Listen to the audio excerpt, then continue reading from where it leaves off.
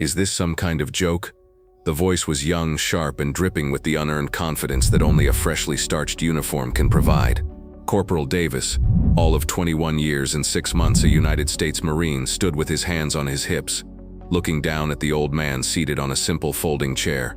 The vast olive-drab canvas of the general-purpose tent muffled the sounds of the base's annual open house, creating an intimate stage for the confrontation. Harold Winters, 89 years old, didn't move. His hands, latticed with the roadmap of a long life, rested on his knees. He wore simple khaki pants and a faded blue polo shirt, a stark contrast to the crisp desert camouflage worn by the young Marine before him. Harold's gaze was fixed on a point somewhere beyond the canvas wall, a placid look on his face that seemed to infuriate the corporal even more. "Hey, I'm talking to you, old man," Davis pressed, his voice rising. Two other young Marines, his friends, chuckled behind him, their posture mimicking his own brand of casual arrogance. "This area is for active duty personnel and their families. Did you get lost on your way to the bingo hall?" The small crowd milling around the historical displays began to take notice. Conversations dwindled as heads turned. A mother pulled her young son a little closer. The air grew thick with unspoken tension. Davis felt the eyes on him and seemed to swell with the attention, misinterpreting discomfort for audience approval. He saw himself as a guardian of a sacred space, a protector of the Corps' modern image, and this quiet, unimpressive old man was an unwelcome relic. "I'm going to need to see some identification," Davis said, puffing out his chest. "Base regulations. We can't just have anyone wandering in here." Slowly, deliberately, Harold Winters turned his head. His eyes, a pale but clear blue, finally met the corporal's. There was no anger in them, no fear, only a profound and unsettling stillness, like the calm at the center of a storm. He reached into his back pocket and produced a worn leather wallet, its seams frayed and the leather softened by decades of use. He fumbled for a moment with the plastic sleeves inside, his fingers not as nimble as they once were. Davis let out an impatient sigh. "Come on, Grandpa. We don't have all day." "What are you, 100? Just pull out your driver's license so I can call you a cab." The insult hung in the air, sharp and ugly. The crowd's murmur grew a little louder now, a current of disapproval running through it. Harold finally extracted a state-issued ID card and handed it to the Marine. Davis snatched it from his hand. He glanced at it dismissively. "Harold Winters. Well, Harold, it says here you're a resident of Northwood. That doesn't give you clearance to be in this tent." He held the ID between his thumb and forefinger as if it were something soiled. He was about to hand it back when his eyes caught something else on the old man's simple attire. A small tarnished pin was affixed to the collar of his polo shirt. It was dull, lacking the polished gleam of official military insignia. It looked like a piece of junk, a forgotten trinket from a flea market. "What's that supposed to be?" Davis sneered, pointing a finger at the pin. "Did you get that for perfect attendance at the senior center? Some kind of prize for finishing your oatmeal?" His friends laughed, a harsh, braying sound that echoed under the canvas. The humiliation was thick and palpable now. The crowd watched, frozen between the urge to intervene and the reluctance to challenge a uniformed Marine. They saw an arrogant young man bullying a defenseless senior citizen. They saw a clear and simple injustice. Davis, high on his own perceived authority, was oblivious. He felt powerful, righteous. He was upholding the standard. For the first time, a flicker of something crossed Harold's placid features. It wasn't anger. It was something deeper, a shadow of a memory stirred by the mockery of the small object on his collar. He didn't see the sneering face of Corporal Davis anymore. The world dissolved into a blast of white. The humid air of the tent was replaced by a cold so sharp it felt like swallowing glass. He was 20 years old again, his knuckles raw and bleeding inside his frozen gloves. The sky was a sheet of iron gray over the barren, snow-covered hills of North Korea. The sound wasn't the laughter of young Marines, but the crump of distant artillery and the whistling of a wind that cut through his thin fatigues like a surgeon's scalpel. He was kneeling next to his platoon leader, Captain Richards, a good man who was trying very hard not to die from the shrapnel that had torn through his chest. The captain's breathing was a ragged, wet rattle. With a trembling hand, Richards fumbled at his own collar, removing a small makeshift pin he had fashioned himself from a piece of a shattered radio antenna. He pressed the cold metal into Harold's palm. "You held the line, Winters. You held the damn line all by yourself," the captain had rasped, his voice barely a whisper. Don't you ever forget what we did here." The pin was worthless to anyone else on Earth. To Harold it was more sacred than any medal. "Sir, are you okay?" The voice pulled him back to the present. Harold blinked, the memory receding like a phantom tide. The face in front of him now was not mocking. It was a man in his late 30s. his uniform showing the chevrons of a gunnery sergeant. His name tag read Reyes. He had been watching from the edge of the display area, his face a mask of growing concern. Davis, annoyed by the interruption, turned on the senior NCO. "I've got this, Gunny. This man is trespassing." Gunnery Sergeant Reyes ignored him. He kept his eyes on Harold. "Sir, my name is Gunnery Sergeant Reyes. Is this corporal giving you a hard time?" Before Harold could answer, Davis stepped between them. "With all due respect, Gunny, this is my situation to handle. I'm ensuring base security. This individual has no business being here and refuses to explain himself." Reyes's eyes narrowed. He was a career Marine, a man who had seen combat in 2 different deserts and had forgotten more about the Corps than Davis would ever learn. He knew the look of a true hard man when he saw one, and it wasn't the puffed-up bravado of the corporal. It was the unnerving calm of the old man in the polo shirt. Something was profoundly wrong here. Reyes had seen the whole exchange, the escalating disrespect, the mocking of the small pin. He didn't recognize the insignia, but he recognized the quiet dignity with which the old man wore it. He had a sudden gut-wrenching feeling that this young corporal was dancing on a landmine and was about to take them all with him. "Corporal," Reyes said, his voice low and dangerous, "stand down and step away." "I will not, Gunny." Davis shot back, his arrogance now curdling into outright insubordination. "I'm waiting for the MPs. I'm not letting this guy just walk away." Reyes knew he couldn't physically intervene without causing a bigger scene. He gave Davis a look that promised a world of pain later, then took a discreet step back, pulling his phone from his pocket. He kept his voice low, turning away from the scene as he dialed the number for the base command post. "This is Gunnery Sergeant Reyes at the Fleet Week Historical Exhibit, GP Tent 4, he said quietly into the phone. "I have a situation. A Corporal Davis is harassing an elderly civilian. The situation is escalating." He paused, listening. "Yes, I have his name." The corporal made him show his ID. He glanced over his shoulder at the ID still clutched in Davis's hand. "The gentleman's name is Harold Winters. That's Winters, Harold." He turned back to watch as Davis continued his tirade, unaware that a phone call had just sealed his fate.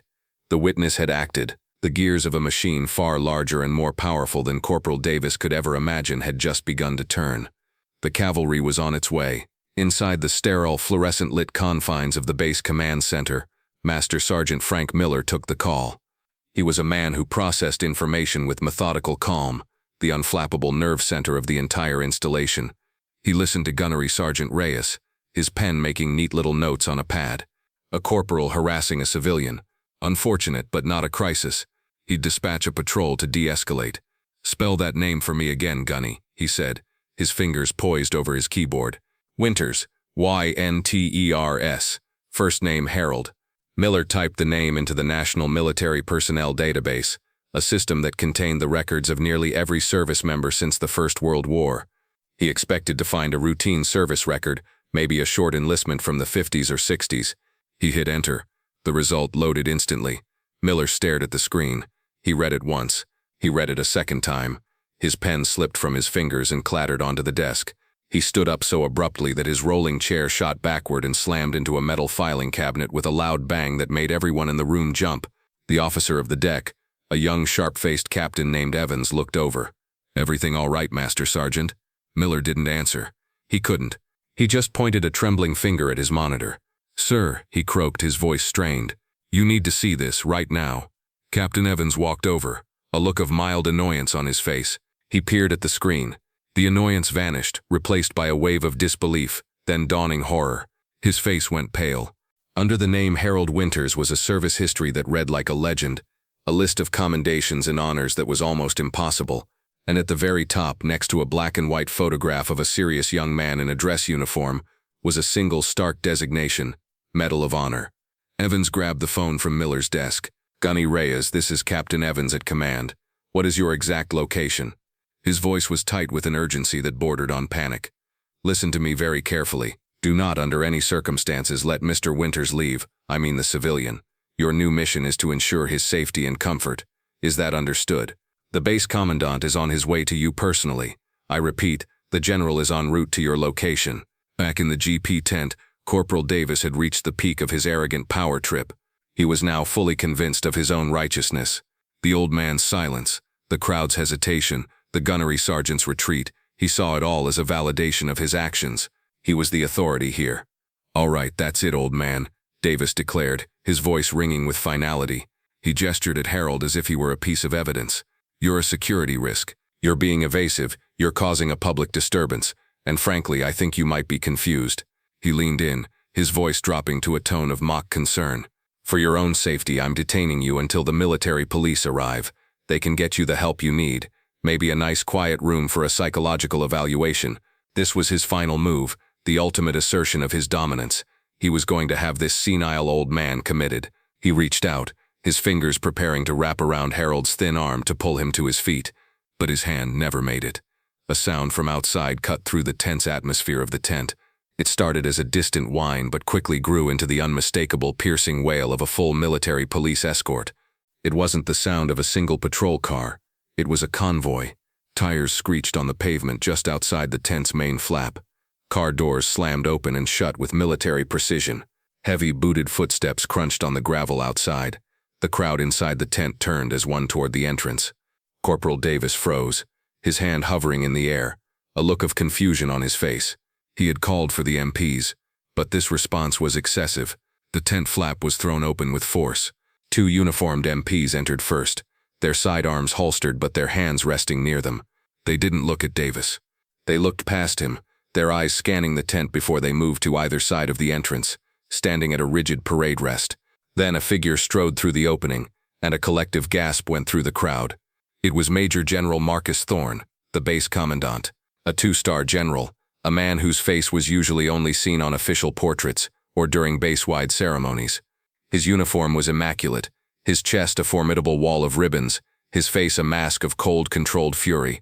He moved with an aura of absolute authority that made Corporal Davis's earlier posturing look like a child playing dress-up. General Thorne's eyes, like chips of granite, swept across the scene. They passed over the stunned crowd, flickered with utter contempt over the pale-faced Corporal Davis and his friends, and then settled on the old man in the folding chair. Harold Winters had slowly, with the stiffness of his age, begun to push himself to his feet. The general didn't hesitate. He strode across the tent, his polished boots making no sound on the dusty floor. The crowd instinctively parted before him. He walked directly to Harold, stopping precisely 3 feet away. In the sudden tomb-like silence of the tent, General Thorne's body went rigid. He raised his right hand to his brow and executed the sharpest, most profound salute of his 30-year career. It was a gesture of such deep and unambiguous respect that it sent a shockwave through every person present. "Sergeant Major Winters," the general's voice boomed, clear and strong, resonating in the stillness. "It is an absolute honor to have you on my base, sir." The title hung in the air. "Sergeant Major, sir," directed at the old man in the polo shirt. Corporal Davis's jaw dropped. His face, which had been pale, was now the color of ash. The entire tent had fallen so silent you could have heard a pin drop. The only sound was the faint hum of a generator somewhere outside. General Thorne held his salute, his eyes locked on Harold's. He then turned his head slightly, addressing the entire captive audience. "For those of you who do not know," he began, his voice ringing with the pride of a historian reciting a sacred text, "you are in the presence of a genuine American hero. Sergeant Major Harold Winters is a veteran of the 1st Marine Division. He served in World War II, Korea, and Vietnam." He paused, letting the weight of that statement sink in. Then he continued, his voice growing in intensity. "At the Battle of the Chosin Reservoir, in the winter of 1950, then Staff Sergeant Winters found his platoon pinned down, their officer killed, and their flank about to be overrun by an enemy force that outnumbered them 20-1.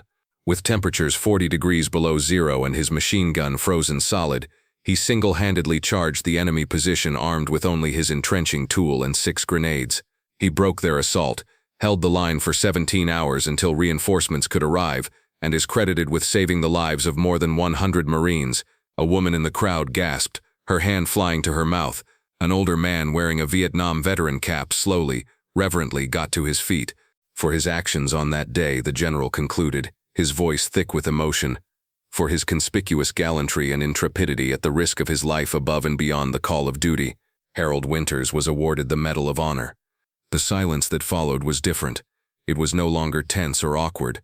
It was a profound, hallowed quiet. It was the sound of 100 people simultaneously recalibrating their understanding of the man they had just seen being humiliated. Tears welled in the eyes of onlookers. Cell phones were raised, not to record a confrontation but to capture the image of a living legend. Every veteran in the tent, regardless of their age or branch of service, was now on their feet, their posture straightened, their eyes fixed on Harold. They weren't just standing, they were bearing witness. Finally, General Thorne lowered his hand. He looked at Harold, his expression softening from rigid formality to one of deep personal reverence. Harold gave a small, almost imperceptible nod of acknowledgement. Then the general turned. His gaze fell upon Corporal Davis, and the warmth vanished, replaced by an Arctic cold. His voice, when he spoke again, was not loud. It was a low, terrifyingly calm murmur that was somehow more menacing than any shout could ever be. "Corporal Davis," he said, the name tasting like poison in his mouth. "In my 3 decades in the United States Marine Corps, I have never been more ashamed than I am at this moment. You wear a uniform that men like this bled for, that they died for. You stand in a tradition that he helped build with his own hands, with his own sacrifice, and you use that uniform to mock him. You use the authority it gave you to humiliate a man to whom you and I, and every person in this country owe a debt that can never be repaid." Davis was trembling, unable to speak, unable to even meet the general's eyes. "You are a disgrace to your rank, to your unit, and to the Eagle, Globe, and Anchor you so clearly do not understand." The general then turned his head slightly. "Gunnery Sergeant Reyes." "Yes, General." Reyes snapped to attention. "Thank you for having the integrity and situational awareness that seems to have completely eluded this corporal. Escort Davis and his friends to my office. I will deal with them myself. Their time on my base is at an end." As Reyes moved to comply, a quiet voice cut through the air. "General." It was Harold. All eyes turned back to him. "He's just a boy," Harold said, his voice gentle but firm. "We were all young and stupid once, full of fire and not enough sense. Maybe the boy doesn't need to be broken. Maybe he just needs to be taught." General Thorne looked from Harold's compassionate face to Davis's terrified one. He considered the old man's words, a look of profound respect in his eyes. He nodded slowly. "As you wish, Sergeant Major. He will be taught." As he stood there, his simple polo shirt seeming more dignified than any uniform, Harold's eyes drifted down to the small, tarnished pin on his collar, the object that had started it all. The memory flashed again, not with the violence of combat but with the quiet solemnity of its aftermath. He was in a field hospital. Captain Richards lay on a cot, his life slipping away. The pin, a jagged piece of metal from a radio shattered in the firefight, was in the captain's hand. "Don't let them forget, Winters," the dying man had whispered, his breath fogging in the frigid air. "Don't let them forget the cost of this ground. This pin, it's not for a parade, it's for remembering." It was not an award. It was a promise, a burden of memory he had carried for over 70 years. It was a reminder that the greatest honors are not those that gleam on a uniform, but those carried silently in the heart. Corporal Davis was not discharged. General Thorne, honoring Harold's request, chose a different path for him. He was reassigned from his unit and enrolled in a mandatory one-on-one remedial training program. His instructor was a retired master gunnery sergeant, a grizzled veteran of Fallujah who had lost a leg in combat. For 3 months, Davis's life was not about drills or marksmanship. It was about history. He spent his days in the base library, reading battle reports from Iwo Jima, Incheon, and Quezon. He spent his evenings cleaning and maintaining the displays at the base museum. His final exam was to write a personal history of 3 Medal of Honor recipients, one of whom was Harold Winters. He was being taught. 6 months later, on a quiet Tuesday afternoon, Harold was sitting at a small table in his local VFW hall, nursing a cup of coffee. The door opened and a young man in civilian clothes walked in, looking nervous and out of place. It was the former Corporal Davis. He walked over to Harold's table and stood there for a long moment, struggling to find words. Finally he spoke, his voice cracking with emotion. "Mr. Winters, sir, I came to apologize. What I did, there's no excuse for it. I was arrogant, and I was ignorant, and I am so deeply sorry for the disrespect I showed you." Tears welled in his eyes. Harold looked up at the young man. He saw no trace of the cocky corporal from the GP tent. He saw a humbled boy who had been forced to grow up fast. He gestured to the empty chair across from him. "Sit down, son," Harold said, his voice kind. "Tell me what you've learned." On the base, the incident led to the creation of a new mandatory program for all incoming personnel. It was called the Winters Initiative. Every new Marine, from the lowest private to the highest-ranking officer, was now required to spend 1 day a month with veterans from local VFW and American Legion posts, listening to their stories, learning from them, and ensuring that the lessons of the past were never forgotten. The aim was simple: to make sure no one ever looked at an old man in a polo shirt and failed to see the giant standing before them. Thank you for watching. If this story of valor and humility moved you, please consider liking this video and sharing it with someone who needs to hear it. And for more true stories of our nation's unassuming heroes, make sure to subscribe to Veteran Valor. We'll see you next time.